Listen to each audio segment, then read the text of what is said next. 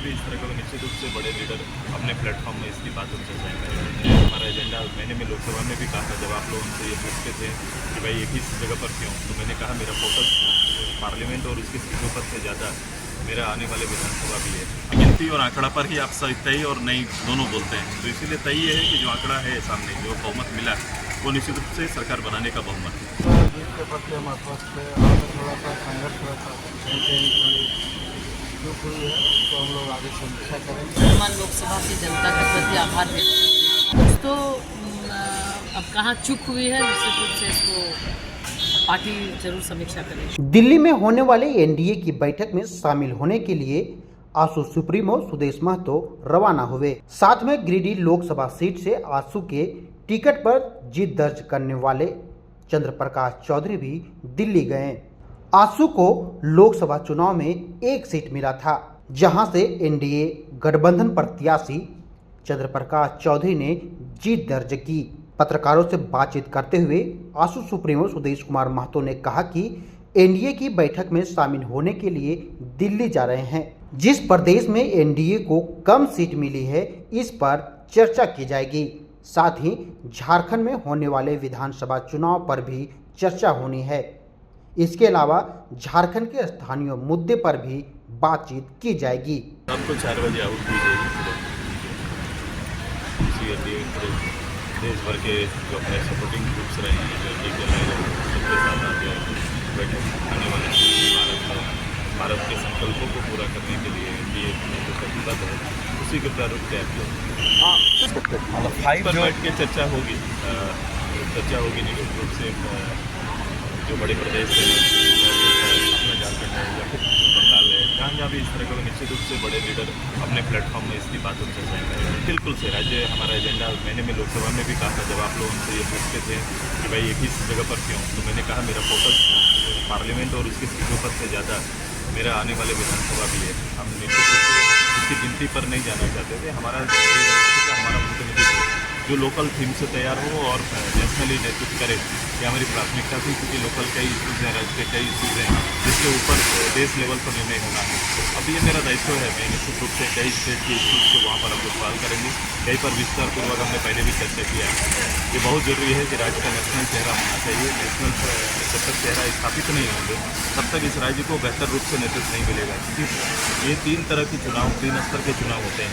पंचायत जिसको हम लोग ने शुरू कराया, वहाँ पर एक स्तर है जहाँ पर पंचायत ब्लॉक लेवल के जो विषय हैं उसका निराकरण, उसका नेतृत्व वहाँ पर मिलता है। जब विधानसभा आता है तो विधानसभा में पूरे राज्य के संदर्भ में वहाँ के निर्णय होने, और केंद्र में जाता है तो राज्य के विषय और सेंट्रल पूरा देश का इशू से एक साथ समाहित होकर काम करता है। तो इस राज्य की भागीदारी केवल मेंबर के रूप में नहीं, इशू बेस भागीदारी हम चाहते हैं, और उसी पर हमारा डिस्कस वो निश्चित रूप से गिनती और आंकड़ा पर ही आप तय और नहीं दोनों बोलते हैं, तो इसीलिए तय ये है कि जो आंकड़ा है सामने, जो बहुमत मिला वो निश्चित रूप से सरकार बनाने का बहुमत है। वहीं चंद्र प्रकाश चौधरी ने कहा कि हम और हमारी पार्टी गिरिडीह से जीत के प्रति पूरी तरह से आश्वस्त थे। अच्छे मार्जिन से चुनाव जीते हैं। चुनाव में संघर्ष होता है, थोड़ी सी चूक हुई है, इसकी समीक्षा की जाएगी। बिल्कुल जीत के प्रति हम आश्वस्त है और चुनाव हम लोग काफ़ी अच्छा चुनाव जीते हैं। चुनाव में थोड़ा सा संघर्ष रहता है, कहीं थोड़ी चूक हुई है, तो हम लोग आगे समीक्षा करेंगे और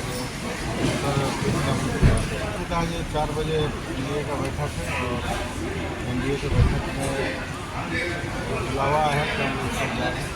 वहाँ पर जो भी रणनीति है उसकी उसकी हम लोग समीक्षा करेंगे, क्योंकि हम लोग बहुत अच्छे ढंग से हम लोग चुनाव भी रही है, लेकिन फिर भी एनडीए की जीत हुई है देश में और फिर से एनडीए की सरकार बनेगी।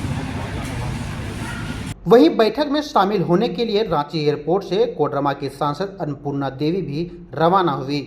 पत्रकारों से कहा कि मुझे दूसरी बार प्रतिनिधित्व करने का मौका दिया गया है। एक परिवार की तरह कोडरमा की जनता ने मुझे प्यार दिया है। सबसे पहले तो हम आपके माध्यम से कोडरमा लोकसभा की जनता के प्रति आभार व्यक्त करते हैं। उन्होंने दूसरी बार मुझ पर विश्वास जताया और अपना प्रतिनिधित्व करने का अवसर दिया, और बिल्कुल एक परिवार के सदस्य की तरह उन्होंने स्नेह दिया। उसके लिए बहुत दिल से हम उनके प्रति आभार व्यक्त करते हैं। साथ ही प्रदेश नेतृत्व के प्रति भी आभार व्यक्त करते हैं और आज देश के यशस्वी प्रधानमंत्री आदरणीय नरेंद्र मोदी जी के प्रति पूरे भारतीय जनता पार्टी की टीम राष्ट्रीय नेतृत्व के प्रति भी आभार। बहुत ही अच्छा रहा, प्रधानमंत्री जी का कार्यक्रम भी था, बहुत अच्छा, बहुत बढ़िया से। आज दिल्ली 12 बजे से बैठक है और आज उसी बैठक में हिस्सा लेने के लिए हम पहुंचे हैं। चलिए, जनता का स्नेह है, प्यार है और हमेशा आज लगभग 25-26 साल से कोडरमा के लोगों का जो स्नेह, आशीर्वाद, प्यार हमें मिला है, हम उनके साथ कदम से कदम मिलाकर चलने का और एक परिवार के सदस्य के नाते साथ निभाने का हम अपनी ओर से जो तय किया साथ अभी तक निभाते आए हैं। आगे भी जो उनका स्नेह आशीर्वाद मिला है बिल्कुल उसको सहेज कर रखने का काम करें। नहीं, कुछ तो अब कहाँ चूक हुई है, निश्चित रूप से इसको पार्टी जरूर समीक्षा करेगी। तो उम्मीद के अनुसार नहीं रहा, कुछ कम रहा मैम, जो उसको लेकर पार्टी समीक्षा करेगी कि क्या कहाँ चूक रही, कहाँ क्या। खबर स्तंभ।